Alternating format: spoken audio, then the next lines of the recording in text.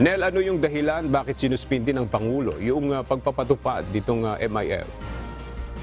Yes, aga nagdesisyon nga si Pangulong Ferdinand Marcos Jr. na suspindehin muna ang implementing rules and regulations ng Republic Act number 11954 o ng Maharlika Investment Fund Act of 2023.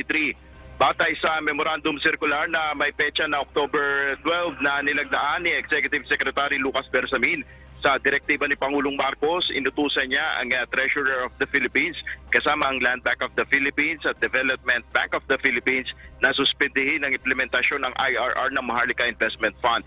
Nais ni Pangulong Marcos na pag-aralan munang mabuti ang IRR upang matiyak na makukuha ang layunin ng pondo na para sa pagpapaunlad ng bansa, kung saan nakalatag naman ang safeguards para dito para sa transparency at accountability. Sa ilalim ng batas, ang inisyal na kapital ng MIF ay kukuhanin mula sa Land Bank na may 50 billion pesos, 25 billion naman sa DBP at 50 billion naman sa national government. Ang seed money na ito ay ilalaan sa iba't ibang investments. Yan muna ang ating update. Balik sa iyo, Aga.